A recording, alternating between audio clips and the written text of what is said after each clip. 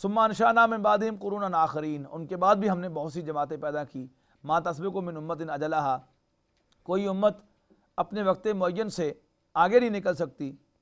وما تستاخرون، اور نہ ہی وہ اس سے پیچھے رہ سکتی ہے. یستاخرون، اور نہ وہ اس سے پیچھے رہ سکتی ہے.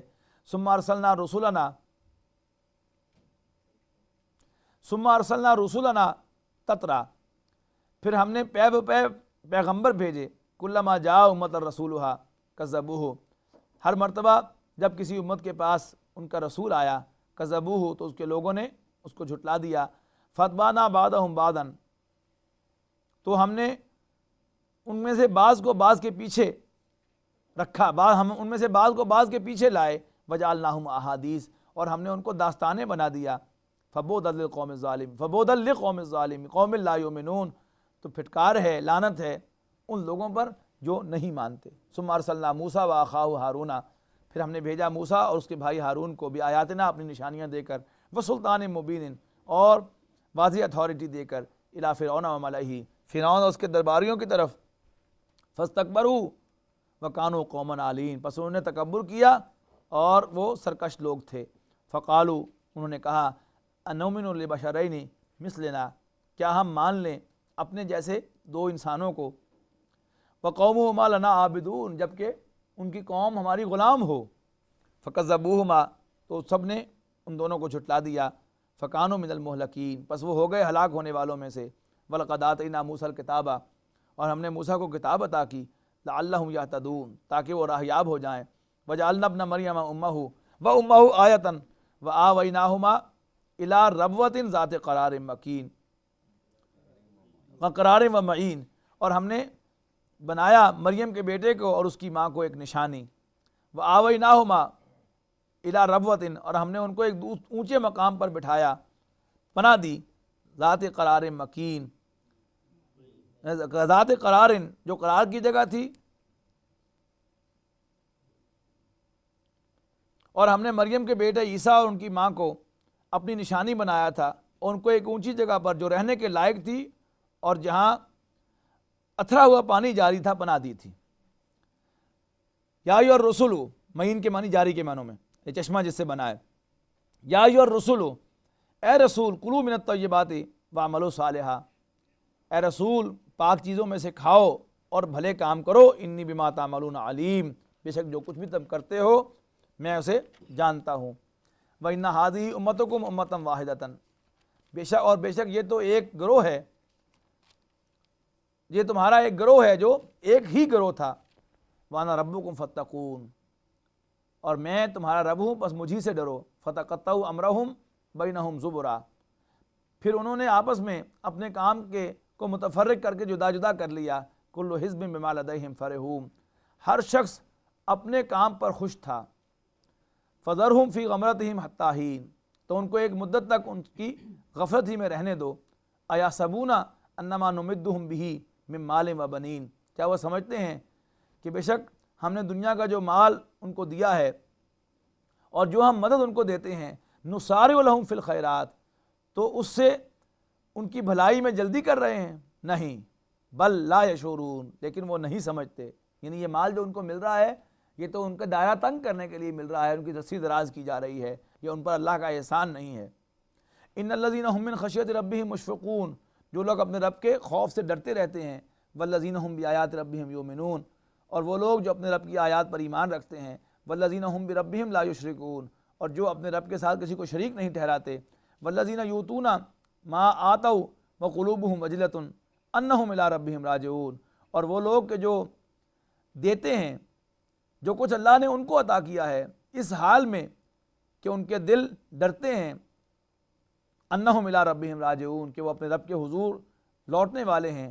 اولئک یسارعون فی الخیرات، یہ وہ لوگ کہ جو نیکیوں میں آگے بڑھنے والے، جلدی کرنے والے ہیں. وہم لہا سابقون، اور وہ ان میں سبقت لے جاتے ہیں. ولا نکلف نفسا الا وسعها، اور ہم کسی آدمی کو اکاؤنٹیبل نہیں بنائیں گے مگر اس کی کیپیسٹی اور وسعت کے مطابق. ولدینا کتاب ینطق بالحق، اور ہمارے پاس ایک کتاب ہے جو سچ کہتی ہے، یعنی اعمال نامہ. وہم لا یظلمون، اور ان پر کوئی زیادتی نہیں ہوگی. بل قلوبہم فی غمرۃ من ھذا، مگر ان کے دل ان باتوں کی طرف سے غفلت میں پڑے ہوئے ہیں. وَلَهُمْ أَعْمَالٌ اور ان کے اعمال ہیں من دون ذالک ادروائز ہم لہا عاملون اور ان کے اعمال ہیں اس کے علاوہ ہم لہا عاملون کہ جن پر وہ عمل کرتے ہیں. حتیٰ اذا اخذنا مترفیہم بالعذاب جہاں تک کہ ہم نے ان میں سے آسودہ حال لوگوں کو پکڑ لیا. اذا ہم یجأرون اس وقت وہ تلملا اٹھیں گے. حتیٰ اذا اخذنا مترفیہم یہاں تک کہ ہم نے ان میں سے جو کھاتے پیتے لوگ تھے ان کو پکڑ لیا عذاب میں. اذا ہم یجأرون پھر وہ لگیں گے شور مچانے. لا تجأروا اليوم آج واویلا نہ کرو, کوئی شور نہ مچاؤ. انکم منا لا تنصرون بے شک تمہیں ہماری جانب سے کوئی مدد نہ ملے گی. قد کانت آیاتی تتلی علیکم میری آیتیں تم کو پڑھ پڑھ کر سنائی جاتی تھیں. فکنتم علی اعقابکم تنکسون اور تم الٹے پاؤں پھرے جاتے تھے. مستکبرین تکبر کرتے ہوئے بھی اس پر. سامرن تہجرون ان سے سرکشی کرتے, کہانیوں میں مشغول ہوتے اور بیہودہ بکواس کرتے تھے. افلم یدبروا کیا انہوں نے غور نہیں کیا القولا بات پر. ام جاءہم ما لم یاتی آباءہم الاولین یا ان کے پاس کوئی ایسی چیز آئی ہے جو ان کے اگلے باپ دادا کے پاس نہیں آئی تھی. ام لم یعرفوا رسولہم کیا وہ پیغمبروں کو جانتے پہچانتے نہیں ہیں. فہم لہ منکرون اور وہ ان سے بالکل ہی ناواقف ہیں. ام یقولون بہ جنۃ تو کیا یہ کہتے ہیں کہ اس پر جنوں کا سایہ ہے. ام یقولون بہ جنۃ بل جاءہم بالحق اصل بات یہ ہے کہ وہ ان کے پاس حق بات لے کر آئے ہیں. واکثرہم للحق کارہون لیکن اکثر لوگ اس کو ناپسند کرتے ہیں. ولو اتبع الحق اہواءہم اور اگر حق بھی خواہشات کی پیروی کرے لفسدت السماوات والارض ومن فیہن تو آسمانوں اور زمین اور جو کچھ ان کے درمیان ہے اس سب میں فساد برپا ہو جائے. بل آتیناہم بذکرہم فہم عن ذکرہم معرضون ہم نے تو ان کے پاس ان کی نصیحت کی کتاب پہنچا دی ہے اور وہ اپنی کتاب نصیحت سے منہ پھیر رہے ہیں. ام تسألہم خرجا کیا تم ان سے تبلیغ کے صلے میں کچھ مال مانگتے ہو. فخراج ربک خیر تو اللہ تعالیٰ کا خراج اللہ تعالیٰ کا مال بہت اچھا ہے. وہو خیر الرازقین اور وہ بہترین رزق عطا فرمانے والا ہے. وَإِنَّكَ لَتَدْعُوهُمْ إِلَىٰ صِرَاطٍ مُسْتَقِيمٍ اور بے شک آپ تو بلاتے ہیں ایک سیدھے راستے کی طرف. وَإِنَّ الَّذِينَ لَا يُؤْمِنُونَ بِالْآخِرَةِ اور وہ لوگ کہ جو آخرت پر ایمان نہیں رکھتے عَنِ الصِّرَاطِ لَنَاكِبُونَ وہ رستے سے الگ ہو رہے ہیں. وَلَوْ رَحِمْنَاهُمْ وَكَشَفْنَا مَا بِهِم مِّن ضُرٍّ اور اگر ہم ان پر رحم فرمائیں وَلَوْ رَحِمْنَاهُمْ وَكَشَفْنَا مَا بِهِم مِّن ضُرٍّ لَلَجُّوا فِي طُغْيَانِهِمْ يَعْمَهُونَ اور اگر ہم ان پر رحم فرمائیں اور جو تکلیفیں ان کو پہنچ رہی ہیں وہ ان سے دور کر دیں لَلَجُّوا فِي طُغْيَانِهِمْ تو اپنی سرکشی پر اڑے رہیں گے. یعمہون کہ جس میں وہ بہکے پھر رہے ہیں بہکتے ہوئے. وَلَقَدْ أَخَذْنَاهُمْ بِالْعَذَابِ فَمَا اسْتَكَانُوا لِرَبِّهِمْ وَمَا يَتَضَرَّعُونَ اور ہم نے ان کو عذاب میں بھی پکڑا تو بھی انہوں نے اللہ کے سامنے عاجزی اختیار نہ کی اور وہ عاجز نہیں ہوتے. حتیٰ اذا فتحنا علیہم بابا ذا عذاب شدید یہاں تک کہ ہم نے شدید عذاب کا دروازہ ان پر کھول دیا. اذا ہم فیہ مبلسون اس وقت وہ نا امید ہو کر رہ گئے.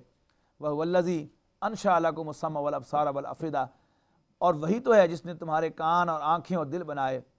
قلیلا ما تشکرون بہت کم تم شکر ادا کرتے ہو. هو الذی ذراکم فی الارض اور وہی تو ہے جس نے تمہیں زمین میں پیدا کیا. وَإِلَيْهِ تُحْشَرُونَ اور اسی کی طرف تم جمع کیے جاؤ گے. وَهُوَ الَّذِي يُحْيِي وَيُمِيتُ وَلَهُ اخْتِلَافُ اللَّيْلِ وَالنَّهَارِ أَفَلَا تَعْقِلُونَ وہی تو ہے جس نے جو زندگی دیتا ہے اور موت دیتا ہے اور اسی کا ہے دن اور رات کا اختلاف تو کیا تم عقل سے کام نہیں لیتے. بل قالوا مثل ما قال الاولون بات یہ ہے کہ جو بات اگلے کافر کہتے تھے اس طرح کی بات یہ بھی کہتے ہیں. یہ جو یاقلون کا لفظ ہے یعنی یہاں ابھی اب وہ سمجھ کے معنوں میں آیا ہے لیکن ظاہر بات ہے کہ یہ سمجھ وہ ہوگی جو انسان کے دل کی سمجھ ہے دماغ کی سمجھ نہیں. بل قالوا مثل ما قال الاولون بات یہ ہے کہ یہ وہی بات کہتے ہیں جیسے پچھلے کہتے تھے. یعنی بعض اوقات بعض انٹلیکچوئل قسم لوگ بڑا اپنی طرف سے کوئی نقطہ مارتے ہیں وہ سمجھتے ہیں کہ ہم نے بڑی کوئی نئی بات جو کہی ہے. قرآن مجید نے حالانکہ وہ بات جو ہے وہ بھی کوٹ کی ہوئی ہے پہلے سے کہ فرمایا بل قالوا مثل ما قال الاولون وہ وہی کچھ کہہ رہے ہیں جیسا پہلے لوگوں نے کہا تھا. قالوا اذا متنا وكنا ترابا وعظاما انا لمبعوثون کہ جب ہم مٹی ہو جائیں گے اور جب ہم مر جائیں گے اور مٹی اور ہڈیاں ہو جائیں گے تو کیا پھر ہم اٹھائے جائیں گے؟ لقد وعدنا نحن وآباؤنا ھذا من قبل ان ھذا الا اساطیر الاولین، یہ وعدہ ہم سے اور ہم سے پہلے ہمارے باپ دادا سے بھی ہوتا چلا آیا ہے، تو یہ تو صرف اگلوں کی کہانیاں ہیں۔ قل لمن الارض، کہو کہ زمین کس کی ہے، ومن فیہا، اور جو کچھ اس میں ہے وہ کس کا ہے، ان کنتم تعلمون، اگر تم جانتے ہو، سیقولون للہ، تو سب کہیں گے کہ اللہ ہی کا، قل افلا تذکرون، تو کہو پھر کیا تم نصیحت حاصل نہیں کرتے، قل من رب السماوات السبع ورب العرش العظیم، کہو کہ کون ہے سات آسمانوں اور عرش عظیم کا رب، سیقولون للہ، تو کہے گے سب کچھ اللہ ہی کا ہے، افلا تتقون، تو کیا تم ڈرتے نہیں، قل من بیدہ ملکوت کل شیء وہو یجیر ولا یجار علیہ ان کنتم تعلمون، پوچھو ان سے، کہو ان سے، من بیدہ ملکوت کل شیء، کون ہے کہ جس کے ہاتھ میں ہر چیز کی بادشاہی ہے، وہو یجیر، اور وہ پناہ دیتا ہے، ولا یجار، اور اس کے مقابلے میں کسی کی کوئی پناہ نہیں دے سکتا، علیہ ان کنتم تعلمون، اگر تم جانتے ہو، سیقولون للہ، تو وہ کہیں گے بے شک اللہ ہی ہے جو یہ کوالٹی رکھتا ہے، قل فانا تسحرون، تو پھر تم پر جادو کہاں سے پڑ جاتا ہے، بل آتیناہم بالحق، بلکہ ہم آئے ہیں حق کے ساتھ، بل اتیناہم بالحق، ہم ان کے پاس آئے ہیں حق لے کر، وانہم لکاذبون، اور بے شک وہ جھوٹے ہیں، متخذ اللہ من ولد وما کان معہ من الہ اذا لذہب کل الہ بما خلق ولعلی بعضہم علی بعض سبحان اللہ عما یصفون، اللہ نے نہ تو کسی کو اپنا بیٹا بنایا ہے اور نہ اس کے ساتھ کوئی اور معبود ایسا ہوتا، تو ہر معبود اپنی مخلوقات کو لے کر چل دیتا اور ایک دوسرے پر غالب آ جاتا، یہ لوگ جو کچھ اللہ کے بارے میں بیان کر رہے ہیں اللہ تعالیٰ اس سے پاک ہے، عالم الغیب والشہادۃ فتعالی عما یشرکون، وہ پوشیدہ اور ظاہری باتوں کا جاننے والا ہے، بس وہ بہت بلند و برتر ہے اس شرک سے جو کر رہے ہیں، قل ربی اما ترینی ما یوعدون، کہہ دو کہ اے میرے رب اگر تو مجھے دکھا دے ما یوعدون، جس کا ان کے ساتھ وعدہ کیا جاتا ہے، ربی فلا تجلنی فی القوم الظالمین، تو پھر مجھے ظالموں کے ساتھ نہ رہنے دینا، الحمدللہ، وَإِنَّا عَلَىٰ أَن نُرِيَكَ مَا نَعِدُهُمْ لَقَادِرُونَ، اور جو وعدہ ہم ان سے کر رہے ہیں ہم تمہیں دکھا کر ان پر نازل کرنے پر قادر ہیں، ادفع باللتی ہی احسن السیئہ، تو تم مدافعت کر برائی کی بھی بہت اچھے طریقے سے، نحن عالم بما یصفون، اور ہم خوب جانتے ہیں جو کچھ یہ بیان کرتے ہیں، وَقُلْ رَبِّ اعوذ بک من ھمزات الشیاطین، اور کہو کہ اے رب میرے میں تیری پناہ چاہتا ہوں شیطانوں کے وسوسوں سے، وَاعُوذُ بِکَ رَبِّ أَن يَحْضُرُونِ، اور اے اللہ میں تیری پناہ میں آتا ہوں اس سے کہ وہ میرے پاس آن موجود ہوں، حتیٰ اذا جاء احدہم الموت، یہاں تک کہ جب ان میں سے کسی کو موت آئے گی، قال رب ارجعون، پھر وہ کہے گا کہ اے رب میرے مجھے پھر دنیا میں واپس بھیج دے، لعلی اعمل صالحا، شاید کہ میں اچھے عمل کروں، فیما ترکت کلا، جو کچھ میں چھوڑ کے آیا تھا اس میں، کلا ہرگز نہیں، انہا کلمۃ ہوا قائلھا، یہ صرف ایک کہنے کی بات ہے، ومن ورائہم برزخ، اور ان کے پیچھے عالم برزخ ہے، الی یوم یبعثون، اس دن کی طرف جب یہ اٹھائے جائیں گے، یہ نوٹ کر لیجئے کہ عالم برزخ کا ذکر جو ہے وہ اس آیت کے اندر موجود ہے۔ فَإِذَا نُفِخَ فِي الصُّورِ، پس جب سور پھونکا جائے گا، فَلَا أَنْسَابَ بَيْنَهُمْ يَوْمَئِذٍ وَلَا يَتَسَاءَلُونَ، پھر ان کے درمیان قرابت داریاں باقی نہیں رہیں گی اور نہ ہی وہ ایک دوسرے کو پوچھیں گے، فَمَنْ ثَقُلَتْ مَوَازِينُهُ، پس جس کے وزن بھاری ہوں گے، فَأُولَٰئِكَ هُمُ الْمُفْلِحُونَ، یہی وہ لوگ ہیں جو فلاح پانے والے ہوں گے، وَمَنْ خَفَّتْ مَوَازِينُهُ، اور جس کے وزن ہلکے ہوں گے، فَأُولَٰئِكَ الَّذِينَ خَسِرُوا أَنفُسَهُمْ، تو یہ وہ لوگ ہیں جنہوں نے اپنے آپ کو گھاٹے میں ڈالا، فی جہنم خالدون، وہ ہمیشہ ہمیش کے لیے جہنم میں ہوں گے، تلفح وجوہہم النار، ان کے منہوں کو، تلفح وجوہہم النار، آگ ان کے منہوں کو جھلس دے گی، ان کے چہروں کو، وہم فیہا کالہون، اور اس میں تیوڑی چڑھائے ہوئے ہوں گے، الم تکن آیاتی تتلی علیکم، کیا تم پر ہماری آیات نہیں آئی تھی، تلاوت نہیں کی گئی تھی، فکنتم بہا تکذبون، اس وقت تم ان کو جھٹلایا کرتے تھے۔ قالوا، وہ کہیں گے ربنا غلبت علینا شقوتنا، اے رب ہمارے ہم پر غالب آ گئی ہماری بدبختی، کم بختی، وکننا قوما ضالین، اور ہم بھٹکے ہوئے لوگ تھے۔ ربنا اخرجنا منہا فإن عدنا فإنا ظالمون، اے ہمارے رب ہم کو اس میں سے نکال دے، اس کیفیت میں سے، فإن عدنا، بس پھر ہم اگر زیادتی کریں، فإنا ظالمون، تو ہم ظالم ہیں۔ قال اخسؤوا فیہا ولا تکلمون، اللہ فرمائے گا اسی ذلت کے ساتھ پڑے رہو اور مجھ سے کلام نہ کرو۔ انہ کان فریق من عبادی، بے شک یہ میرے بندوں میں سے ایک گروہ تھا، یقولون، جو کہا کرتا تھا، ربنا آمنا فاغفر لنا وارحمنا، انہ کان فریق من عبادی، بے شک میرے بندوں میں سے ایک گروہ ایسا بھی تھا، یقولون، جو کہا کرتا تھا، ربنا، اے رب ہمارے، آمنا، ہم ایمان لائے، فاغفر لنا، بس تو ہمیں بخش دے، وارحمنا، اور ہم پر رحم فرما، انت خیر الراحمین، تو بہترین رحم فرمانے والا ہے۔ فاتخذتموہم سخریا، تو تم ان کا تمسخر کیا کرتے تھے، حتی انسوکم ذکری، یہاں تک کہ ان کے پیچھے میری یاد بھی بھول گئے، تم ان کو تنگ کرتے ہوئے میری یاد بھی بھول گئے، وکنتم منہم تضحکون، اور تم ان پر ہنسا کرتے تھے۔ انی جزیتہم الیوم بما صبروا، آج میں ان کو ان کے صبر کا بھرپور بدلہ دوں گا، انہم ہم الفائزون، وہی کامیاب ہوں گے۔ قال کم لبثتم فی الارض عدد سنین، اللہ پوچھے گا تم زمین میں کتنی برس رہے؟ قالوا لبثنا یوما او بعض یوم فاسأل العادین، وہ کہیں گے کہ ہم ٹھہرے ایک دن یا دن کا بھی ایک حصہ، پوچھ لیجئے گننے والوں سے، کاؤنٹر سے۔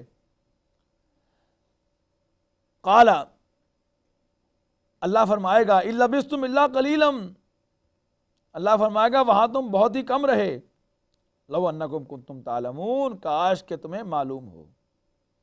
افحسبتم انما خلقناکم عبثا، کیا تم یہ سمجھتے ہو کہ ہم نے تمہیں بیکار پیدا کیا ہے؟ وانکم الینا لا ترجعون، اور یہ کہ تم ہماری طرف لوٹائے نہیں جاؤ گے۔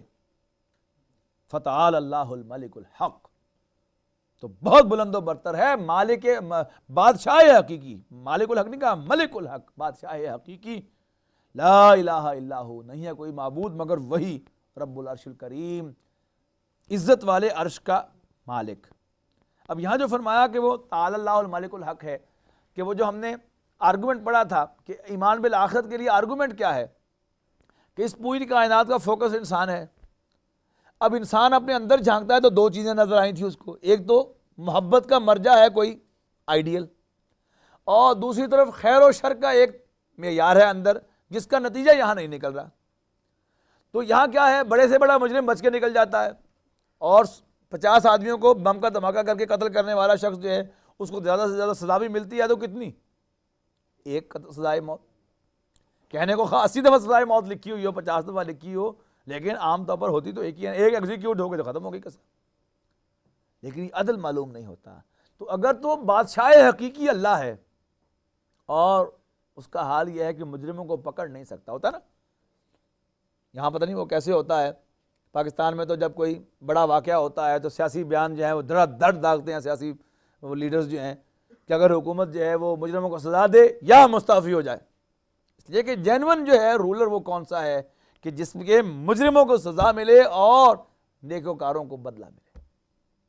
تو اگر اللہ بادشاہ حقیقی ہے اور یہاں پر جو مجرموں کو سزا نہیں مل رہی اور نیکوکاروں کو نیک بدلہ نہیں مل رہا، تو اس کا مطلب ہے کہ اللہ تعالیٰ اچھا بادشاہ نہیں ہے، جینوئن رولر نہیں ہے، لیجیٹیمیٹ رولر نہیں ہے۔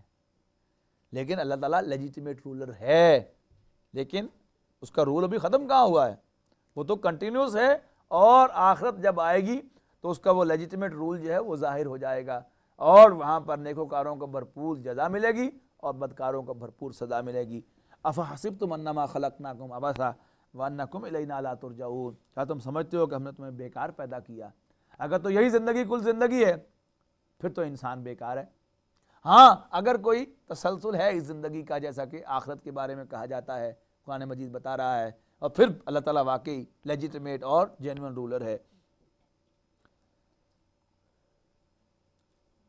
وَأَنَّكُمْ إِلَيْنَا لَا تُرْجَعُونَ، اور یہ کہ تم ہماری طرف لوٹائے نہیں جاؤ گے. فَتَعَالَى اللَّهُ الْمَلِكُ الْحَقُّ، اللہ تعالیٰ بہت بلند و برتر ہے، بادشاہ حقیقی. لا الہ الا ہو، نہیں ہے مگر کوئی الہ مگر وہی، رب العرش الکریم، رب عرش کریم کا رب. وَمَن يَدْعُ مَعَ اللَّهِ إِلَٰهًا آخَرَ، اور جو پکارتا ہے اللہ کے ساتھ کسی اور الہ کو، لا برہان لہ، کہ جس کے لیے اس کے پاس کوئی دلیل نہیں ہے. فَإِنَّمَا حِسَابُهُ عِندَ رَبِّهِ، تو بس اس کا حساب اس کے رب کے ذمے ہے. إِنَّهُ لَا يُفْلِحُ الْكَافِرُونَ، بے شک کافر فلاح نہیں پائیں گے. وَقُلْ رَبِّ اغْفِرْ وَارْحَمْ، اور کہو کہ اے رب میرے بخش دے اور رحم فرما. وَأَنْتَ خَيْرُ الرَّاحِمِينَ، تو بہترین رحم فرمانے والا ہے.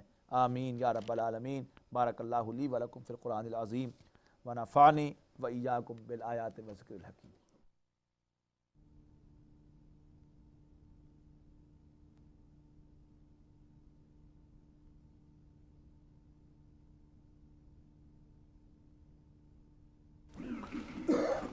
اعوذ باللہ من الشیطان الرجیم.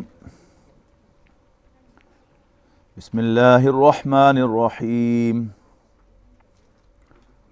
سورۃ انزلناها وفرضناها وانزلنا فیها آیات بینات لعلکم تذکرون. الزانیۃ والزانی فاجلدوا کل واحد منہما مئۃ جلدۃ ولا تأخذکم بہما رأفۃ فی دین اللہ ان کنتم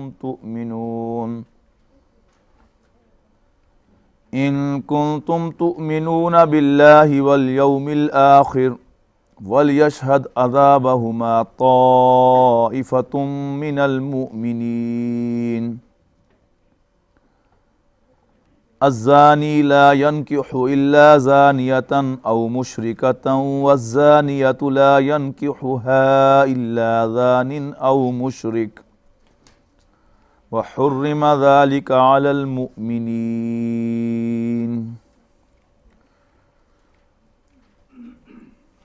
یہ سورہ نور ہے، یہ قرآن مجید کی مدنی صورتوں میں سے ایک ہے. آپ دیکھ رہے ہیں کہ قرآن مجید میں ایک ترتیب کے ساتھ مکی اور مدنی سی صورتیں یکجا کی جا رہی ہیں. پہلی صورت سورہ فاتحہ مکی تھی، اور اس کے بعد 4 طویل ترین مدنی صورتیں آئیں، سورۃ البقرہ، سورۃ آل عمران، سورۃ النساء اور سورۃ المائدہ.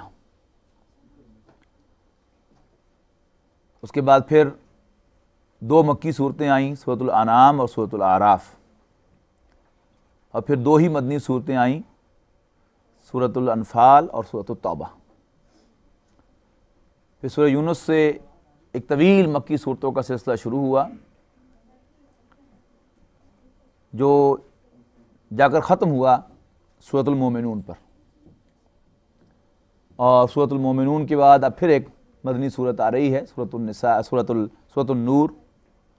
اس کے بعد پھر سورۃ الفرقان سے مکی صورتوں کا سلسلہ شروع ہوگا، اور پھر ایک مدنی صورت اس کے بعد جا کے آئے گی سورۃ الاحزاب. پھر مکی صورتوں کا سلسلہ شروع ہوگا سورہ قاف سے، پھر سلسلہ شروع ہوگا، اور پھر اس کے بعد جا کے 3 مدنی صورتیں آئیں گی، سورہ محمد صلی اللہ علیہ وسلم، سورۃ الفتح اور سورۃ الحجرات. اس کے بعد پھر مکی صورتوں کا سلسلہ شروع ہوگا، اور وہ جا کر سورۃ الواقعہ پر ختم ہوگا. اور اس کے بعد پھر 10 مدنی صورتیں آئیں گی، سورۃ الحدید سے شروع ہو کر سورہ حدید آئے گی، پھر سورہ مجادلہ آئے گی، پھر اس کے بعد سورہ حشر آئے گی، پھر سورۃ الممتحنہ آئے گی، پھر سورہ صف ہوگی، پھر سورہ جمعہ ہوگی، پھر سورہ منافقون ہوگی، پھر تغابن آئے گی، طلاق آئے گی، پھر تحریم پر جا کے یہ سلسلہ ختم ہوگا. اور اس کے بعد پھر مکی صورتوں کا ایک سلسلہ سورۃ الملک سے شروع ہوگا، اور وہ جا کر سورۃ الاخلاص تک چلا جائے گا، اور پھر آخر میں 2 مدنی صورتیں معوذتین وہ آئیں گی. تو اس طرح یہ مکی مدنی کا جو سلسلہ ہوگا وہ ہمیں قرآن مجید کے اندر وقتاً فوقتاً ہم اس کو نوٹ کرتے رہیں گے. تو اب یہ یوں سمجھیے کہ قرآن مجید کے نصف ثانی میں پہلی مدنی صورت ہے جو ہم پڑھ رہے ہیں. میں نے وضاحت کی تھی کہ سورۃ الحج کے بارے میں اگرچہ بہت سے لوگوں کی رائے یہ بھی ہے کہ وہ بھی ایک مدنی صورت ہے، لیکن وہ مکس صورت ہے کہ اس میں کچھ آیات مکی ہیں، کچھ مدنی ہیں، کچھ برزخی ہیں، جیسے کہ وہ یعنی مکے اور مدینہ کے درمیان حضور صلی اللہ علیہ وسلم کی حیات طیبہ میں دوران ہجرت وہ آیات نازل ہوئی ہیں۔ یہ صورت سورہ نور، اس کے آغاز میں جنسی بے رہروی اس کا تذکرہ ہے اور اس کی سزا کا ایک سزا کا ذکر ہے۔ ارشاد ہوا اعوذ باللہ من الشیطان الرجیم سورۃ انزلناہا وفرضناہا، ایک صورت کے جو ہم نے نازل فرمائی، یعنی یہ وہ صورت ہے کہ جو ہم نے نازل فرمائی ہے اور ہم نے اس کے احکام کو فرض کیا ہے۔ وانزلنا فیہا آیات بینات، اور ہم نے اس میں واضح آیات نازل فرمائی ہیں، لعلکم تذکرون، تاکہ تم نصیحت حاصل کرو، تاکہ تم یاد دہانی اخذ کرو۔ الزانیۃ والزانی فاجلدوا کل واحد منہما مئۃ جلدہ، زنا کا ارتکاب کرنے والی عورت اور زنا کا ارتکاب کرنے والا مرد، ان میں سے ہر ایک کو 100 درے لگاؤ، 100 کوڑے لگاؤ۔ ولا تاخذکم بہما رأفۃ فی دین اللہ، اور تمہارے اندر نہ محسوس ہو کوئی شفقت اللہ کے دین پر عمل کرنے کے معنی میں، یعنی وہ کہ جو آڈ کمنٹ دیا جاتا ہے اسلام کی سزاؤں کے بارے میں کہ بڑی وحشیانہ سزائیں ہیں۔ اب یہ کیا ہے؟ یہ ایک ملامت ہے جو یقیناً انسان کا جو ایک معروف معنوں میں ایک محدود سا تصور ہے، چھوٹا سا رافت و رحمت کا، شفقت و مہربانی کا، اس کے خلاف ہے۔ لیکن یہاں بات واضح طور پر کہی جا رہی ہے کہ اس معاملے میں تم اپنے دلوں کے اندر کوئی شفقت اس جرم کا ارتکاب کرنے والوں کے لیے نہ پاؤ۔ یعنی وہ بات کہ جو قتل کے بارے میں کہی گئی تھی کہ اگرچہ تمہارے پاس دونوں راستے ہیں کہ تم قصاص بھی لے سکتے ہو اور خون بہا بھی لے سکتے ہو اور معاف بھی کر سکتے ہو، لیکن وَلَكُمْ فِي الْقِصَاصِ حَيَاتٌ يَا أُولِي الْأَلْبَابِ، اے ہوش مندو، تمہاری زندگی قصاص لینے میں ہے۔ تمہارا معاشرہ اگر سبھی لوگ معاف کرنے کو اپنا معمول بنا لیں گے تو ظالم جو ہے وہ بہت زیادہ شیر ہو جائیں گے۔ تو وہاں تو پھر بھی معاملہ یہ ہے کہ جیسا کہ میں بار بار واضح کر چکا ہوں کہ اسلامی قانون میں قتل آفینس اگینسٹ دی پرسن ہے، لہذا پرسن کو وہ اختیار ہے کہ وہ معاف کر دے، لیکن اگرچہ وہاں بھی انکریج کیا گیا ہے کہ تم قصاص لو، لیکن یہاں چونکہ یہ آفینس اگینسٹ دی پرسن نہیں ہے، یہ آفینس اگینسٹ دی اسٹیٹ ہے، آفینس اگینسٹ اللہ سبحانہ و تعالیٰ ہے، لہذا یہاں پر کوئی بھی اس کو معاف نہیں کر سکتا۔ رہی رافت و رحمت کی بات، چلیے غلطی ہو گئی، جذبات میں آ کر ہو گئی، لا علمی میں آ کر ہو گئی، حالات ایسے تھے جس کی وجہ سے ہو گئی، لیکن اگر وہاں پر اسلامی ریاست قائم ہے اور جو سارے تقاضے ہیں وہ اس کے پورے ہوئے ہیں تو اللہ تعالیٰ کی حدود کا نفاذ جو ہے وہ لازم ہو جاتا ہے۔ اس میں زیادہ سے زیادہ کو اگر ایکسیپشن ہو سکتی ہے وہ یہ کہ جیسے حضرت عمر رضی اللہ تعالیٰ عنہ نے قطع ید کی سزا، ہاتھ کاٹنے کی سزا جب مدینے میں قحط پڑا تھا تو اس وقت یہ سزا جو ہے اس کو معطل کر دیا تھا کہ بھوک سے مجبور ہو کر اگر کوئی شخص جو ہے یہ حرکت کر بیٹھے تو اس وقت جو ہے یہ سزا جو ہے یہ جینوئن نہیں ہے۔ یعنی اسلام پورا ایک نظام ہے، اس کو اگر ہم ٹوٹیلٹی میں قبول کریں، ان ون پیس قبول کریں، پھر تو وہ ہے کہ اسلام نے جہاں صرف سزائیں نہیں دی بلکہ اسلام نے ایک مثبت نظام دیا ہے، اس نظام کے اسٹیبلش ہونے کے بعد جو بغاوت کرتا ہے اس کے لیے سزا ہے۔ تو جب وہ اسلام کا جو نظام ہے جس میں نبی اکرم صلی اللہ علیہ وسلم کی اس ہدایت کے مطابق خلافت راشدہ میں جا کر باقاعدہ اس کائنات میں اس زمین پر پہلی مرتبہ ایک ویلفیئر اسٹیٹ کا تصور حضرت عمر فاروق نے انٹروڈیوس کیا، اور یہ چیز جو ہے اس کو باقاعدہ انڈر رائٹ کیا کہ کسی شخص کی بنیادی ضروریات کی فراہمی یہ اسلامی ریاست کی ذمہ داری ہے، بالخصوص روٹی۔ تو کھانا پرووائڈ کرنا اس کے فوڈ کی ذمہ داری یہ اسلامی ریاست پر ہے۔ وہ سارے واقعات جو آپ کو ملتے ہیں، حضرت عمر کا وہ جملہ تو تاریخی حیثیت کا حامل ہے کہ اگر دجلہ اور فرات کے کنارے پر کوئی کتا بھی بھوکا مر گیا تو عمر سے سوال ہوگا کہ اگر تم مینیج نہیں کر سکتے تھے لوگوں کی ضروریات کو پورا نہیں کرنے کے لیے مینیج نہیں کر سکتے تھے، پھر تم نے وہ ذمہ داری قبول کیوں کر رکھی تھی؟ اور وہ مشہور واقعہ کہ جب وہ رات کو گشت کر رہے تھے تو ایک گھر سے رونے کی، بچے کے رونے کی آواز آئی، پھر ان کی وہ تحقیق کرنا اس کے بارے میں کہ بچہ کیوں رو رہا ہے، اور پھر رات کے وقت بیت المال میں سے وہ آٹا ٹرانسپورٹ کرنا اس بڑھیا کے گھر پر، اور پھر اس سے معذرت طلب کرنا۔ ایک سے زائد واقعات آپ کو ایسے مل جاتے ہیں۔ اب وہ سب کیا ہے؟ یعنی وہ احساس کہ یہ میری ذمہ داری ہے، یعنی اسلامک اسٹیٹ کے ہیڈ ہونے کی حیثیت سے، چیف ایگزیکٹو ہونے کی حیثیت سے میں اس پر اللہ کے ہاں جواب دہ ہوں، تو پہلے وہ ذمہ داری پوری ہو، پھر اسلام کی حد جو ہے وہ نافذ ہو۔ تو یہ حضرت عمر فاروق رضی اللہ تعالیٰ عنہ کا اجتہاد تھا کہ جس کو انہوں نے وہاں پر نافذ کیا، چونکہ امت نے اس سے اختلاف نہیں کیا ان کی اس بات سے، پھر وہ تو ظاہر ہے کہ ایک دلیل بن گیا اجماع امت کی بنیاد پر۔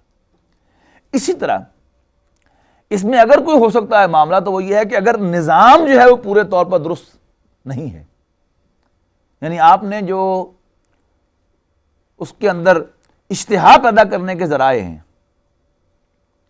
ابھی عربی کا لفظ سخت آ رہا ہے، کیا اس کو اردو میں کہا جائے گا،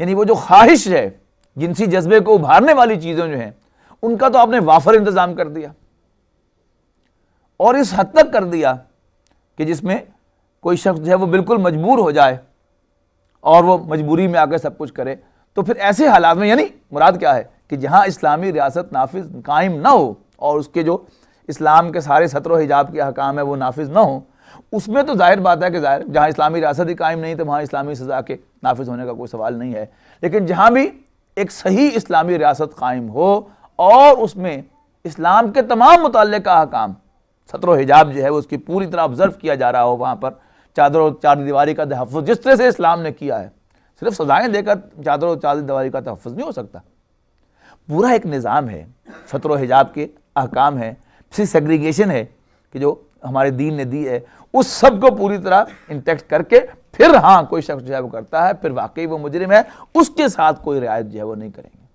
اور حضرت عمر فاروق رضی اللہ تعالیٰ عنہ کا ایک قول اس کے سلسلے میں ملتا ہے کہ اس بارے میں مجھے اندیشہ ہے کہ ایک وقت آئے گا کہ مسلمان اس سلسلے میں کچھ لوگوں سے نرمی برتنا شروع کر دیں گے، اور یہی وہ فتنے کی نشاندہی ہے کہ جو کر رہے ہیں کہ جب یہ خیال بہت زیادہ آنے لگے کہ نہیں یہ سزا بڑی وحشیانہ سزا ہے اور یہ بڑی زیادتی ہے، یہ بڑی زیادتی ہے، اب وہ لوگ کہ جو اگرچہ ایک دیندار لوگ ہیں، اسلام کے روح سے یہ سمجھتے ہیں، وہ بھی پورے طور پر یعنی وہ لوگ کہ جو اس کے مخالف ہیں ان کے سامنے پورے کانفیڈنس کے ساتھ ڈیفینڈ نہیں کر سکتے اس رائے کو کہ ہاں واقعی یہ سزائیں جو ہے یہ درست سزائیں ہیں اور واقعی انہیں ہونا چاہیے۔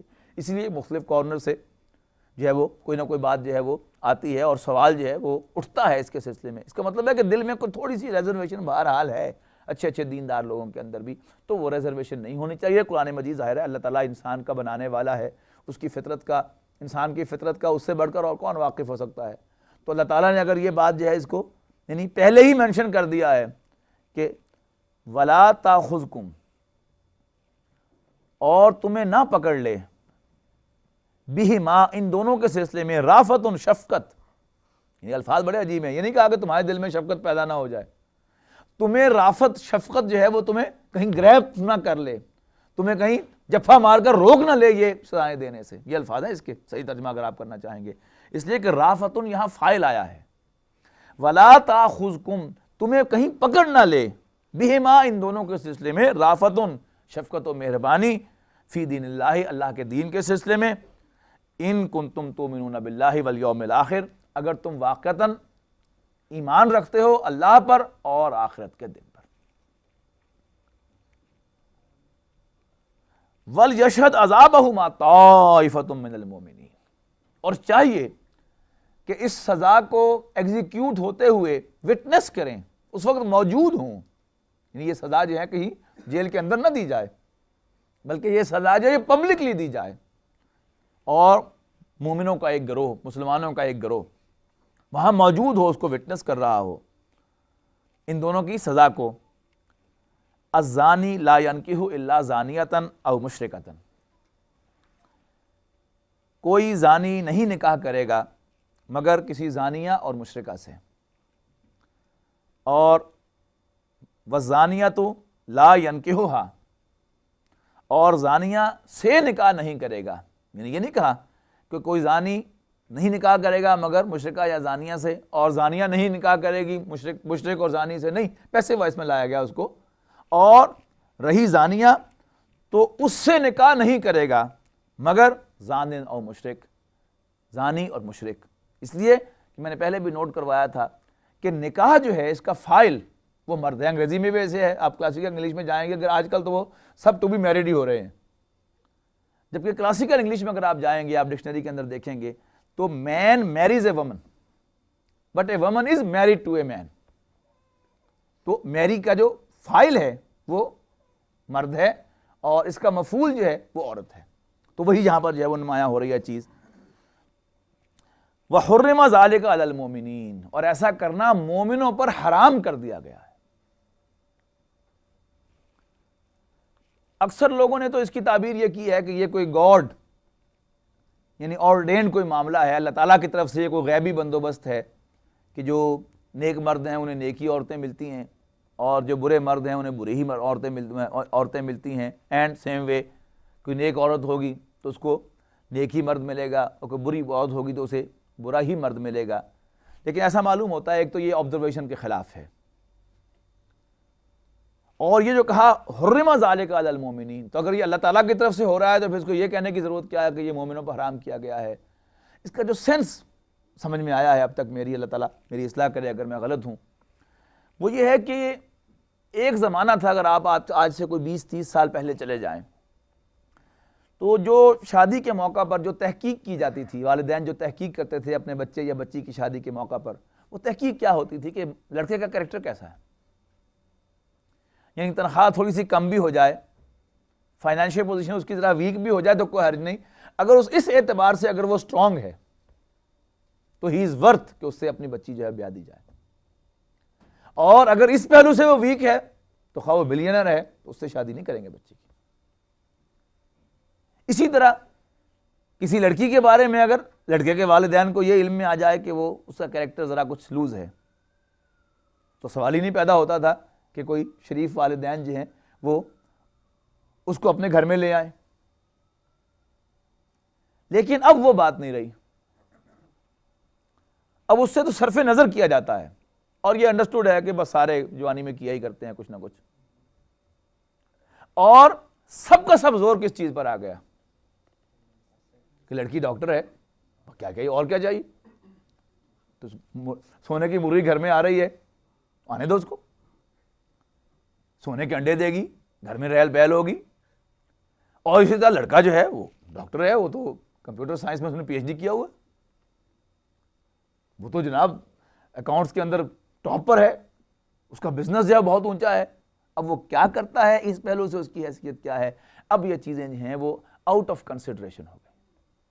تو میں یہ سمجھتا ہوں کہ اس مسئلے میں مطلوب یہ شے ہے کہ کوئی بدکار عورت کسی نیک مرد کے شایان شان نہیں ہے اور کوئی بدکار مرد کسی نیک عورت کے شایان شان نہیں ہے.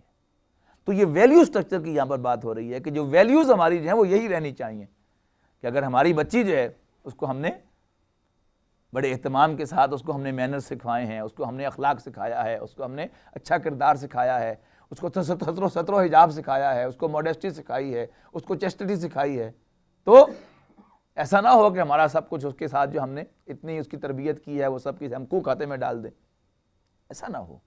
یہ چیز جو ہے کوئی یہاں مطلوب ہے. اسی طرح دوسری طرف سے بھی یہ چیز جو ہے وہ ہونی چاہیے. میں سمجھتا ہوں کہ یہی اس آیت کا اصل مدلول ہے. واللہ اعلم. والذین یرمون المحصنات، اور وہ لوگ کہ جو پاک باز عورتوں پر تہمت لگاتے ہیں، یعنی کسی جنسی جرم کی، ثم لم یاتوا باربعۃ شہداء، اور پھر وہ نہیں لاتے 4 گواہ اس پر، فجلدوہم 80 جلدۃ، تو تم ان کو 80 کوڑے مارو، ولا تقبلوا لہم شہادۃ ابدا، اور ان کو ہمیشہ ہمیش کے لیے گواہی کے لیے وٹنس کے لیے ڈسکوالیفائی کرتا اور کبھی بھی ان کی گواہی قبول نہ کرو. وَأُولَٰئِكَ هُمُ الْفَاسِقُونَ، اور یہی فاسق ہیں. إِلَّا الَّذِينَ تَابُوا مِن بَعْدِ ذَلِكَ، ہاں جو اس کے بعد توبہ کر لیں، وَأَصْلَحُوا، اور اپنی اصلاح کر لیں، یعنی ان کے کریکٹر سے معلوم ہونا شروع ہو جائے کہ اب یہ شخص وہ نہیں رہا جو پہلے تھا. اس کی گفتگو بتائے، اس کا کردار بتائے، اس کی ڈیلنگ بتائے، تو فَإِنَّ اللَّهَ غَفُورٌ رَحِيمٌ، اللہ تعالیٰ بھی بخشنے والا، رحم فرمانے والا ہے. اب یہاں پر آپ نوٹ کیجئے گا کہ اس سزا کے لیے جو یہ بات کہی ہے کہ وہاں 4 گواہ ملیں، اب 4 گواہ جو ہیں وہ کب ملیں گے؟ یہ اللہ تعالیٰ کی طرف سے ایک بہت بڑی رعایت ہے. یعنی اللہ تعالیٰ کو جیسے آخرت میں سزا دینے کا کوئی شوق نہیں. ما یفعل اللہ بعذابکم، ہم وہ آیت پڑھ کے آئے ہیں کہ اللہ تمہیں عذاب دے کر کیا کرے گا. ان شکرتم وآمنتم، اگر تم شکر گزاری کی روش اختیار کرو اور ایمان لاؤ. اسی طرح دنیا میں بھی اللہ تعالیٰ کو سزا دینے کا کوئی شوق کا لفظ شاید اللہ کے لیے مناسب نہ ہو کہ اللہ تعالیٰ کو انسانوں کو سزا ملتے دیکھ کر کوئی مسرت نہیں ہوتی. اللہ تعالیٰ انسانوں کو سزا دلواتے دیکھ کر خوش نہیں ہوتا. تو اللہ تعالیٰ نے سزا کے راستوں کو بند کیا ہے، تنگ کیا ہے. اس کو کھلا چھوڑا ہے لیکن اس کا راستہ جو ہے وہ آخر تنگ ہو جاتا ہے بہت زیادہ جا کر. تو یہ نوبت کب آئے گی کہ 4 گواہ جو ہیں اس کو پوری آئی وٹنس کر لیں. اس کے لیے جو فقہ کے اندر یہ وضاحت ہے کہ یوں نہیں ہو سکتا کہ وہ کہے کہ جی ہم نے 4 آدمیوں کو دیکھا تھا، ان کو دونوں مرد اور عورت کو دیکھا تھا کہ وہ ایک علیحدہ کمرے میں جا رہے تھے، اس پر سزا ہو جائے، اس پر اس کو 100 کوڑے لگ جائیں یا دوسری جو رجم کی سزائے ہو جائے. ایسا نہیں ہے. جب ایسی کیپٹل پنشمنٹ دینی ہے تو اس پر 4 گواہ جو ہیں بالکل ایکٹ کو اپنے آنکھوں سے دیکھتے ہوئے جو اس کو ڈسکرائب کریں گے تب جا کر وہ سزا ہوگی، اس سے پہلے سزا نہیں ہو سکتی. لیکن سوال یہ ہے کہ یہ نوبت کب آئے گی؟ یہ پہلی دفعہ نہیں آتی. جب کبھی یہ حرکت کوئی انسان پہلی دفعہ کرے گا تو بہت چھپ چھپا کر کرے گا، پھر آہستہ آہستہ جو ہے وہ ریلیکس ہوتا چلا جائے گا، دلیر ہوتا چلا جائے گا، اور پھر ایک وقت آئے گا کہ اسے یہ بھی فکر نہیں ہوگی کہ میں نے دروازہ بھی بند کرنا ہے کہ نہیں کرنا، اسے یہ بھی فکر نہیں ہوگی کہ کوئی شخص دیکھ رہا ہوگا. بہت ریلیکس جب ہو جائے گا، یعنی اس سرکشی کے اندر بہت آگے چلا جائے گا، تب اس نوبت کے آنے کا امکان ہوگا کہ اس کو 4 افراد جو ہیں وہ اپنی آنکھوں کے ساتھ اس ایکٹ کو ہوتے ہوئے دیکھ لیں، پھر وہ عدالت میں جا کر گواہی دے کہ ہاں ہم نے آنکھوں سے دیکھا ہے کہ واقعی وہ ایکٹ ہو رہا تھا. پھر جا کر یہ حد جاری ہوگی. شارٹ آف دیٹ جو ہے وہ حد جاری نہیں ہو سکتی. ہاں یعنی کسی علیحدہ کمرے میں کسی مرد اور عورت کا جانا یہ بھی جرم ہے، اس پر تعزیر ہوگی، کوئی سزا ہوگی، لیکن کیپٹل پنشمنٹ وہ نہیں ہو سکتی. دوسری بات تو یہاں پر یہ ہے کہ یہاں پر جس سزا کا ذکر ہے قرآن مجید کے اندر، نبی اکرم صلی اللہ علیہ وسلم نے اس سزا کو خاص کر دیا صرف غیر شادی شدہ مرد اور غیر شادی شدہ عورت کے لیے، جبکہ آپ کی سنت ہمیں بالکل ملتی ہے احادیث کے اندر، صحیح احادیث کے اندر، کہ آپ نے جو شادی شدہ مرد یا عورت تھے ان کو باقاعدہ رجم کروایا، وہ سزا کی جو تورات کے اندر موجود تھی. اب ایک روایت جو اس کے سلسلے میں ملتی ہے کہ قرآن میں آیت رجم تھی لیکن اس کو منسوخ تلاوت کر دیا گیا، وہ بات تو سمجھ میں نہیں آتی. تو اس کی جو محترم ڈاکٹر صاحب نے ایکسپلینیشن کی ہے وہ بڑی دل کو لگتی ہے کہ وہاں وہی جو کل میں نے عرض کیا تھا کہ میں پرسوں ذکر کیا تھا میں نے حضرت ابراہیم علیہ السلام کے تذکرے میں کہ احادیث جو ہیں یہ روایت بالمعنی ہوتی ہیں، اس لیے کہ حضور صلی اللہ علیہ وسلم کے زمانے میں باقاعدہ حدیث کی کتابت نہیں ہوئی. اب ایک بات حضور صلی اللہ علیہ وسلم سے سنی، صحابی نے، اس کے حافظے میں محفوظ رہی، تھیم تو وہی رہتا ہے لیکن الفاظ میں کچھ پلس مائنس ہو جاتا ہے. جیسے میں نے آپ کو حدیث جبرائیل کی مثال دی کہ واقعہ ایک ہی ہے، کوئی یہ نہیں کہہ سکتا کہ نہیں وہ 2 مختلف واقعات ہوں گے. حضرت ابن عباس نے اور روایت کی ہے، حضرت ابو ہریرہ نے اور روایت کی ہے، عبداللہ ابن عمر نے اور کی ہے، اور حضرت عمر نے اور کی ہے. یہ 4 مختلف روایتیں ہیں نا، کوئی بخاری میں، کوئی مسلم میں، کوئی دوسری کسی حدیث کی کتاب میں. الفاظ کا فرق ہے، کہیں ہے ان تعبد اللہ کانک تراہ، کہیں ہے کہ ان تعمل للہ کانک تراہ، اور غالباً ایک میں ان تجاہد للہ کانک تراہ کے الفاظ بھی ہیں، سم تھنگ لائک دیٹ. لیکن فرق ہے، پھر ترتیب کے اندر فرق ہے کہ ایک میں اسلام کا سوال پہلے ہے اور ایمان کا بعد میں ہے، ایک میں ایمان کا پہلے ہے اسلام کا بعد میں. اب یہ فرق جو ہے وہ پایا جاتا ہے. وہ کیا ہے؟ تھیم جو ہے وہ سب حدیث سے جو ایک ہی مل رہا ہے آپ کو، لیکن الفاظ کا فرق ہے. تو ڈاکٹر صاحب کی رائے یہ ہے کہ اصل میں یہاں پر قرآن کی بجائے اگر آپ کتاب کا لفظ لگا لیں کہ کتاب میں یہ آیت تھی لیکن اب اس کو تلاوت میں شامل نہیں کیا گیا، تو کتاب سے مراد تورات ہے. اور حضور صلی اللہ علیہ وسلم کا یہ معمول رہا ہے کہ آپ نے شریعت موسوی کی پیروی کی جب تک کوئی حکم واضح طور پر قرآن مجید میں اس حکم کو منسوخ کرتے ہوئے نازل نہیں ہوا.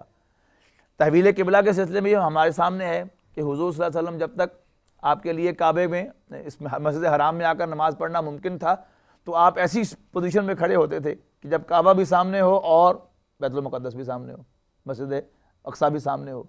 لیکن جب بیت ارقم میں گئے تو ممکن نہ رہا، اور جب مدینے میں آئے تو بالکل باقاعدہ یا اس کی طرف منہ ہوتا تھا، اس کی طرف پیٹھ ہوتی تھی، یا اس کی طرف منہ ہوتا تھا ادھر پیٹھ ہوتی تھی. تو آپ نے خانہ کعبہ کی طرف پیٹھ کی ہے اور مسجد اقصیٰ کی طرف آپ نے رخ کیا ہے جب تک تحویل قبلہ کا حکم نہیں آ گیا. تو آپ نے شادی شدہ مرد اور عورت کے سلسلے میں تو تورات کے حکم کو برقرار رکھا، اسی پر عمل پیرا رہے. البتہ جو یہ جو الفاظ تھے اس کو آپ نے خاص کر دیا غیر شادی شدہ کے لیے. تو یہ سمجھنا کہ رجم جو ہے یہ حد نہیں ہے. پھر اس پر مزید دلیل یہ ہے کہ وہ جو میں پہلے بھی عرض کر چکا ہوں کہ امت مسلمہ جو ہے اس بات پر مجتمع ہوئی، تمام اہل سنت جو ہیں کم سے کم وہ اس بات پر مجتمع ہوئے، ان کا اجماع ہوا کہ چاروں ائمہ امام شافعی، امام مالک، امام حنبل اور امام ابو حنیفہ رحمہم اللہ یہ سب کے سب ہمارے محسن ہیں، انہوں نے قرآن و سنت ہی سے انفر کیا، مسائل کا استنباط کیا. اور کوئی شخص اس اعتماد کے ساتھ کہ ان لوگوں نے قرآن و سنت ہی سے مسائل اخذ کیے اور ان میں سے کسی ایک کو فالو کرتا ہے تو وہ گویا قرآن و سنت ہی کو فالو کرتا ہے. امت پر اس پر اجماع رہا تقریباً 1200 سال تک. اور اس کے بعد جا کر یعنی 1.5 صدی پہلے یوں سمجھیے کہ شاہ اسماعیل شہید رحمۃ اللہ علیہ جو ہیں وہ پہلے شخص آئے ہیں کہ جنہوں نے کچھ جو ہے اس میں اختلاف جو ہے کچھ پہلے جو ہے وہ ایک انڈیویجول کی حیثیت سے وہ کیا تھا امام ابن تیمیہ رحمۃ اللہ علیہ نے، لیکن وہ بھی انہوں نے باقاعدہ اس کو فلسفے کے طور پر پیش نہیں کیا تھا. بہرحال بہت بڑے چونکہ عالم تھے، علم کے بہلے ذخار تھے، تو ان کو انڈیویجولی لوگوں نے معاف کیا ہے کہ ہاں ٹھیک ہے بہت بڑے عالم تھے، ان کی انفرادی رائے جو ہے وہ یہ تھی، لیکن باقاعدہ انہوں نے کوئی اس کے لیے کوئی تحریک نہیں چلائی. لیکن شاہ اسماعیل شہید رحمۃ اللہ علیہ سے باقاعدہ اس کو ایک تحریک کی حیثیت حاصل ہوئی جس کی بنیاد پر یہ مسلک اہل حدیث بنا. پھر اب اس کو سلفی مسلک جو ہے سعودی عرب جو ہے اس کی سرپرستی حاصل ہوئی. سعودی عرب کا بھی آفیشیل جو مسلک ہے وہ تو حنبلی ہے، لیکن اس میں شیخ عبدالعزیز بن باز جو ہیں وہ سلفی مزاج کے ہیں، تو لہٰذا اس کو ایک آفیشیل سرپرستی جو ہے وہ حاصل ہو گئی کیونکہ وہ آل شیخ میں سے ہیں. اور جو اس وقت سعودی حکومت ہے جب یہ قائم ہوئی تھی تو یہ 2 خاندانوں کے آپس میں ملنے سے یہ حکومت قائم ہوئی تھی کہ آل سعود کی مدد کی تھی اس کے انہوں نے شیخ محمد بن عبد الوہاب رحمہ اللہ نے. تو طے یہ ہوا تھا کہ حج اور تعلیم اور مذہبی امور کی جو منسٹریز ہیں یہ آل شیخ کے پاس رہیں گی اور باقی جو حکومتی امور ہیں وہ جو ہیں وہ آل سعود کے پاس رہیں گے. اب ان کے انتقال کے بعد رفتہ رفتہ جو ہے وہ آہستہ آہستہ جس کی لاٹھی اس کی بھینس، کیونکہ وہ سارے جو ڈیفینس اور ساری جو طاقت تھی تو ساری ان کے پاس تھی، تو رفتہ رفتہ اب یہ ایک سمبل صرف ہو کر رہ گئے کہ ان کی اس کے زیادہ حیثیت نہیں رہی. لیکن جو اوریجنلی طے تھا کہ ان معاملات میں، حج کے معاملات میں اور اسی طرح مذہبی معاملات میں اور تعلیم کے معاملے میں حکومت جو ہے یعنی آل سعود جو ہے اس میں کوئی دخل نہیں دیں گے. لیکن اب جو سچویشن ہے وہ یہ ہے کہ وہ ہر طرف سے وہ سب کے سب جو ہے وہ چھا گیا ہے. اور مفتی محمد ابن عبد الوہاب بذات خود جو تھے وہ حنبلی تھے، لیکن اب جو سچویشن ہے وہ یہ ہے کہ اب ایک یعنی سلفی اور اہل حدیث جو ہیں وہ بھی پوائنٹ آف ویو رکھتے ہیں اور ان کے پوائنٹ آف ویو سے یعنی جو اجماع امت ہے ایک تو اس کی کوئی حیثیت جو اپنے آپ کو کلیم کر رہے ہیں کہ ہم حدیث اور سلف کو فالو کرتے ہیں، لہذا وہ درمیان میں خلافت راشدہ بھی کٹ گئی، اس کا سارا اجماع بھی کٹ گیا. حضور صلی اللہ علیہ وسلم کی وہ حدیث جو ہے وہ اپنی جگہ دری کی دری رہ گئی کہ علیکم بسنتی و سنت الخلفاء الراشدین المہدیین، کہ تم پر میری سنت اور میرے ہدایت یافتہ خلفاء راشدین کی سنت جو ہے وہ لازم ہے، وہ بھی دری کی دری رہ گئی. اور یہ اجماع جو ہے اس کی سرے سے حیثیت ختم ہو گئی. لیکن اجماع ہے، یہاں صرف نوٹ جو کروانا چاہتا ہوں وہ یہ کہ 1400 سالہ تاریخ کے اندر اس پر اجماع ہے، اس پہ تو امام ابن تیمیہ نے بھی اختلاف نہیں کیا اور امام بخاری بھی اس کے ساتھ ہیں. یہ امت کا اجماع رہا ہے کہ رجم جو ہے شادی شدہ مرد اور شادی شدہ عورت کے لیے وہ حد ہے. تو رجم شادی شدہ مرد اور عورت کے لیے حد ہے اور یہ جو ہے یہ حد ہے غیر شادی شدہ کے لیے.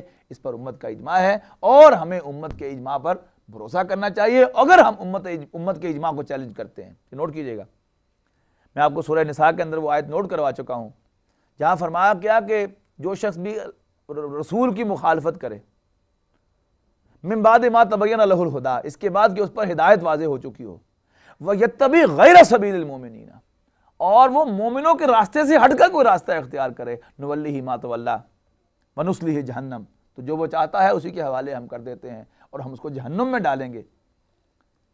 تو مومنوں کا راستہ یعنی اجماع امت، وہ راستہ جو امت مسلمہ نے، مومنوں نے، اہل ایمان نے بحیثیت مجموعی اختیار کر لیا ہو، اس سے ہٹ کر کوئی رائے رکھنا، اس سے ہٹ کر کوئی راستہ اختیار کرنا اور اس کو کنڈیم کرنا اس راستے کو، یہ کوئی دینداری والی بات سمجھنا اس کو پھر تو بہت بڑی بات ہو جائے گی، لیکن اس میں کوئی دینداری نہیں ہے۔ قرآن مجید میں اس کو بڑے سخت الفاظ میں کنڈیم کیا گیا ہے۔ اور پھر یہ کہ سورہ توبہ کے اندر بھی میں آپ کو وہ آیت سنا چکا کہ جس میں واضح توبہ فرمایا کہ السابقون الاولون کا اتباع جو ہے وہ ضروری ہے، کہ السابقون الاولون من المہاجرین والانصار والذین اتبعوہم بإحسان رضی اللہ عنہم ورضوا عنہ۔ تو وہاں بھی اگرچہ یعنی ان پرنسپل تو حضور صلی اللہ علیہ وسلم کا اتباع ہے کہ ان کنتم تحبون اللہ فاتبعونی یحببکم اللہ، لیکن آج حضور صلی اللہ علیہ وسلم ہمارے لیے انسٹیٹیوشن کی حیثیت رکھتے ہیں، پرسن نہیں ہے۔ لیکن اب حضور کا جو اتباع ہے وہ کر کے دکھایا صحابہ کرام نے، اور صحابہ کرام میں سے بھی السابقون الاولون من المہاجرین والانصار، تو اب جو ان کا اتباع کرے گا وہ ہے اصل میں جو صحیح راستے پر ہے۔ اگر ہم خود جو ہے وہ حضور صلی اللہ علیہ وسلم کے اس سنت سے کوئی شاذ سے کریں گے تو اس میں بڑے کنفیوژن پیدا ہوں گے۔ اس میں پھر یہ ہے کہ وہ لوگ کہ جنہوں نے ان پرنسپل حدیث ہی کی اہمیت کو اجاگر کیا، ان سے ایسے ایسے بلنڈر ہو گئے کہ اس میں استنباط کرتے ہوئے مسائل کا کہ ایک مقام پر حدیث بخاری کی لے لی اور مسلم کی حدیث کو چھوڑ دیا بخاری کے مقابلے میں، امام مسلم کی حدیث کو امام بخاری کی حدیث کے مقابلے میں چھوڑ دیا۔ اس کا مطلب کیا ہے کہ کریڈیبلٹی جو تھی امام مسلم کی اس کو ڈسٹرب کر دیا، خود ہی اس کو چیلنج کر دیا۔ اب کس منہ سے دوبارہ جو ہے امام مسلم کی آپ حدیث لیں گے کہ اگر امام مسلم کی حدیث جو ہے آپ اس کو ضعیف قرار دیتے ہیں امام بخاری کے ضعیف کے حدیث کے مقابلے میں، تو پھر اس کا مطلب ہے کہ اگر وہ حدیث جو ہے وہ ضعیف ہے تو باقی حدیثیں پھر کہاں ویلڈ رہ گئیں۔ اسی طریقے سے اگر آپ بالکل کنڈیم کر دیتے ہیں امام ترمذی کی حدیث کی لائی ہوئی حدیث کو، یا امام ابن ماجہ کی لائی ہوئی حدیث کو، یا نسائی کی لائی ہوئی حدیث کو، تو پھر کس منہ سے کسی اور مسئلے میں آپ ان کی حدیث لیں گے؟ تو یہ جو بلنڈرز ہوئے اس لیے کہ سبیل المومنین کو چھوڑ دیا گیا، اور جو اجماع تھا امت کا اس سے ہٹ کر ایک رائے جو ہے وہ قائم کی گئی۔ تو امت کا بہرحال بات لمبی ہو رہی ہے، امت کا اس بات پر اجماع ہے، چاروں ائمہ فقہ کے اور حدیث میں جو سر خیل ہیں امام بخاری، ان سب کا اس بات پر اجماع ہے کہ یہ جو ہے یہ شادی شدہ مرد اور عورت کے لیے رجم جو ہے وہ حد ہے۔ اس کے بعد ارشاد ہوا والذین یرمون ازواجہم، اور وہ لوگ کہ جو اپنی بیویوں پر تہمت لگائیں اس ایکٹ کی، ولم یکن لہم شہداء، اور وہ اپنے لیے کوئی گواہ نہ پائیں اپنے اس دعوے پر کہ یہ کیوں کہا، یہ خاص ڈیفرنٹ کیوں کر دیا کہ عام جو ہے وہ کیا ہے 4 گواہ لاؤ، لیکن اگر اپنی کوئی شوہر اپنی بیوی پر یہ الزام لگائے تو اس کو اکیلا جو ہے وہ 4 مرتبہ قسم کھا دے۔ کیوں؟ اس لیے اگر یہ معاملہ کسی شخص کے اپنے گھر کے اندر ہو رہا ہے، بڑا عجیب واقعہ کا آیا تھا پیش نبی اکرم صلی اللہ علیہ وسلم کی حیات طیبہ میں کہ ایک شخص اس نے اپنی بیوی کو قتل کر دیا، اس حال میں کہ وہ اس نے دیکھا اس کو کسی اور مرد کے ساتھ اپنے گھر کے اندر، تو حضور صلی اللہ علیہ وسلم نے اس کو بلوایا کہ بھئی یہ تم نے کیوں کیا، تمہیں تو 4 گواہ لانے چاہیے تھے اس پر۔ تو اس نے بڑی عجیب بات کہی، اس نے کہا حضور میری پوزیشن بھی ذرا آپ غور کریں کہ میں اپنی بیوی کو اس حالت میں دیکھوں کسی غیر مرد کے ساتھ، اور پھر میں جا کر گواہ تلاش کروں، میری غیرت کا بھی تصور کیجئے۔ تو حضور صلی اللہ علیہ وسلم نے کہا ہاں اللہ تعالیٰ بھی بڑا غیرت مند ہے۔ اب اس کے بعد اس کو باقاعدہ حکم کے طور پر یہاں واضح کر دیا کہ ایسی جو سچویشن ہے اس میں گواہوں کی ضرورت نہیں ہے، وہ شخص جو ہے وہ خود 4 دفعہ قسم کھائے گا۔ والذین یرمون ازواجہم ولم یکن لہم شہداء، وہ لوگ کہ جو اپنی بیویوں پر اس طرح کا الزام لگائیں تو وہ اس پر 4 گواہ نہ پائیں الا انفسہم، سوائے اپنی ذات کے، فشہادت احدہم، تو ان میں سے کسی ایک ہی کی گواہی، 4 شہادات باللہ، 4 مرتبہ اللہ کی قسم کھاتے ہوئے یہ ہونی چاہیے کہ انہ لمن الصادقین، کہ بے شک میں جو بات کہہ رہا ہوں میں سچا ہوں۔ 4 دفعہ اللہ کی قسم کھائے اور پھر وہ سٹیٹمنٹ دہرائے کہ میں نے اس کو دیکھا ہے، اور کہے کہ میں اللہ کی قسم کھا کر کہتا ہوں کہ میں سچا ہوں۔ والخامسۃ، اور 5ویں مرتبہ یہ کہے ان لعنت اللہ علیہ ان کان من الکاذبین، اگر میں جھوٹا ہوں تو پھر مجھ پر اللہ کی لعنت ہو۔ اب چونکہ یہاں پر اسلام کا قانون یہ ایک بڑا بنیادی ہے، حضور صلی اللہ علیہ وسلم نے دیا ہے کہ البینۃ علی المدعی والیمین علی من انکر، یعنی اگر جب بھی کوئی سچویشن ہو، اور یہ متفق علیہ حدیث ہے، ان چند حدیث میں ہے کہ جن کا ٹیکسٹ بھی متفق علیہ ہے کہ جن کے مختلف روایات کے اندر الفاظ کا بھی کوئی فرق نہیں ہے، بالکل یہی الفاظ ہیں، البینۃ علی المدعی والیمین علی من انکر، کہ ثبوت لے کر آنا یہ مدعی کی ذمہ داری ہے، اور اگر مدعی ثبوت نہیں لا سکتا تو پھر جو مدعا علیہ ہے، جس کے خلاف کوئی چارج لگایا گیا ہے، وہ صرف قسم کھا کر اپنی جان چھڑا سکتا ہے۔ ہاں ثبوت لے آئے گا تو پھر قسم کی کوئی حیثیت نہیں رہتی۔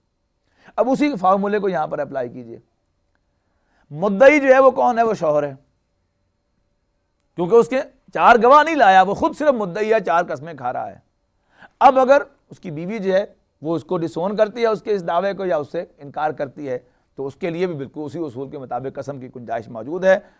وَيَدْرَوْ عَنْهَا الْعَذَابَ أَن تَشْهَدَ 4 شہادات بِاللَّهِ، اور وہ عورت اپنے اوپر سے عذاب کو ٹال سکتی ہے، اس سزا کو ٹال سکتی ہے۔ کس طرح کہ وہ بھی 4 مرتبہ اللہ کی گواہی دے، اللہ کو گواہ بنا کر یہ کہے کہ اِنَّهُ لَمِنَ الْكَاذِبِينَ، کہ بے شک یہ شخص جو بات کہہ رہا ہے وہ جھوٹا ہے۔ والخامسۃ، اور 5ویں مرتبہ یہ کہے کہ ان غضب اللہ علیہا ان کان من الصادقین، اگر یہ سچا ہو تو پھر مجھ پر اللہ کا غضب ہو۔ بس اگر یہ ہو جائے گا تو عورت کو اب وہ سزا جو ہے وہ نہیں ملے گی، لیکن اس کے بعد پھر ان کی دونوں کی سیپریشن جو ہے وہ ضروری ہو جائے گی۔ اب اس کے ان کے مل کر رہنے کا کوئی سوال نہیں۔ ولولا فضل اللہ علیکم ورحمتہ، اور اگر اللہ کا فضل اور رحمت اس کی شامل حال نہ ہوتی تم پر، تو اللہ تعالیٰ جو ہے وہ تمہارے ساتھ یہ نرمیاں نہ کرتا۔ ان اللہ تواب حکیم، بے شک اللہ تعالیٰ توبہ کا قبول فرمانے والا، حکمت والا ہے۔ ان الذین جاؤوا بالافک عصبۃ منکم، اور وہ لوگ کہ جنہوں نے بہتان باندھا ہے، جنہوں نے بہتان کا طوفان باندھا ہے، عصبۃ منکم، تمہیں میں سے ایک گروہ ہے۔ لا تحسبوہ شرا لکم،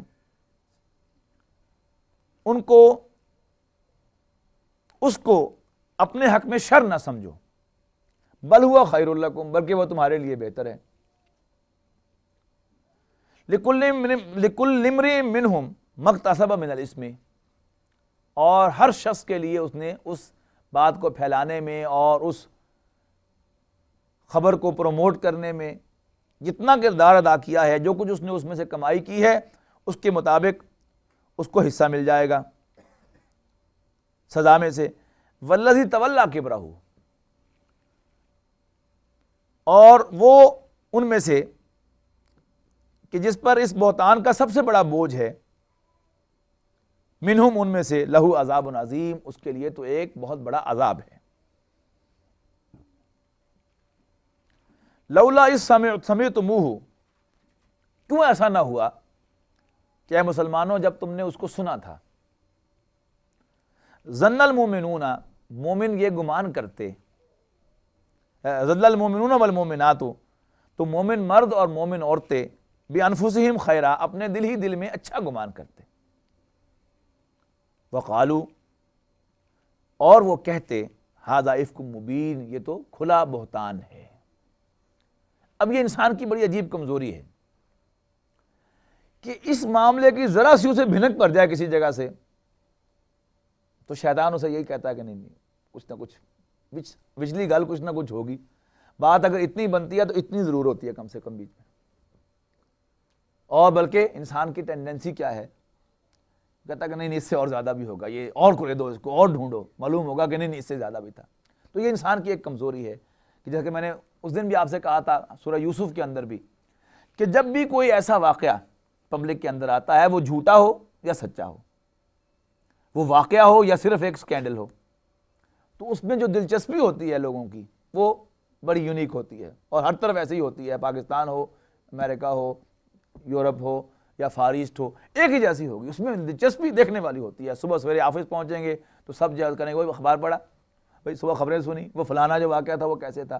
تو یہ جیسے وہ مکھی جو ہے وہ ہمیشہ گندگی کے اوپر بیٹھتی ہے، تو انسان کا جو اندر وہ جو مزاج ہے وہ اتنا حیوانی مزاج ہے کہ انسان اس کی تلاش میں رہتا ہے، ذرا سی محنت فوراً بھاگ کر جو اس کے اوپر جا کے بیٹھ جاتا ہے، اس پر ڈیرا لگا لیتا ہے۔ یہی ہوا واقعہ۔ یہ کیا تھا اس کے پیچھے کہ حضور صلی اللہ علیہ وسلم کا معمول یہ تھا کہ آپ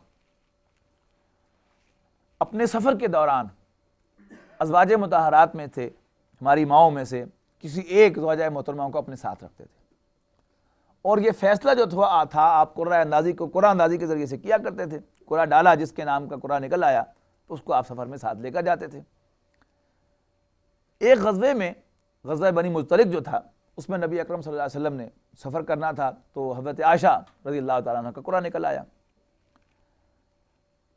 اب اس سفر میں نبی اکرم صلی اللہ علیہ وسلم کے ساتھ حضرت عائشہ بھی تھی.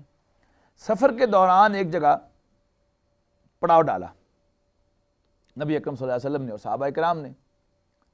اور روٹین یہ ہوتی تھی کہ جو بھی زوجہ محترمہ ساتھ ہوتی تھی حضور صلی اللہ علیہ وسلم کے، ان کا ایک سیپریٹ کجاوا ہوتا تھا، اس کے اوپر کپڑا پڑا ہوا ہوتا تھا، اور جب جا کر کسی جگہ پہ اترتے تھے اونٹ کو بٹھایا جاتا تھا، اور اونٹ کو بٹھا کر وہ کجاوا جو تھا اونٹ سے اتار دیا جاتا تھا، اور پھر جب سفر جاری کرنا ہوتا تھا تو وہ کجاوا اٹھا کر دوبارہ اس کے اوپر رکھ دیا جاتا تھا.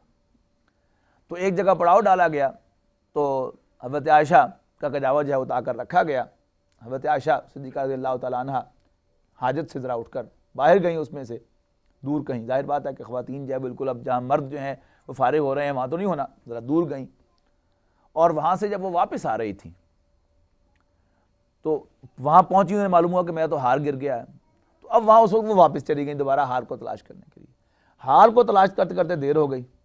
ان دا مین ٹائم قافلے کے چلنے کا وقت ہو چکا تھا، اور چونکہ اس کے اوپر کپڑا ہوتا تھا اس کجاوے کے اوپر، لہٰذا جو صحابہ اس کو اٹھانے والے تھے انہوں نے فیل نہیں کیا. ہلکا جسم تھا، عمر بھی کوئی زیادہ نہیں تھی، تو انہیں فیل نہیں کیا کہ زوجہ محترمہ حضور صلی اللہ علیہ وسلم کی ام المومنین اندر ہیں یا نہیں. تو بس اس کو اٹھایا. 4 آدمی ہوں ذرا صحت مند قسم کے تو ایک ہلکی پھلکی خاتون کا کتنا وزن ہوگا کہ جس کا کوئی اندازہ ہو. اٹھایا انہوں نے، یوں اٹھا کے اوپر رکھا، اس کو باندھا اور خالی کجاوا لے کر چل پڑے. اب جب حضرت عائشہ رضی اللہ تعالیٰ عنہ واپس پہنچی اس مقام پر، کو دیکھا تو وہ جا چکے ہیں. اب وہیں پر وہ لیٹ گئیں، رات کا وقت تھا، وہیں پر لیٹ گئیں اور اب ان کی آنکھ لگ گئی. اب صبح کو ایک آدمی کی ڈیوٹی ہوتی تھی کہ جو پیچھے سے یعنی اس کو فالو اپ کرتا تھا اس قافلے کا، اور کوئی گری پڑی چیز جو تھا وہ اٹھاتا تھا. اب اس میں جو ایک صحابی تھے وہ جب وہاں پہنچے تو انہوں نے حضرت عائشہ صدیقہ رضی اللہ تعالیٰ عنہ کا پہچان لیا، اس لیے کہ جب پردے کے احکام نازل نہیں ہوئے تو انہوں نے دیکھا ہوا تھا. چہرہ اس وقت سوئے ہوئے کھل گیا حضرت عائشہ کا. تو وہ پاس پہنچے تو انہوں نے انا للہ و انا الیہ راجعون کہا کہ یہ تو ام المومنین جو ہیں رہ گئیں پیچھے.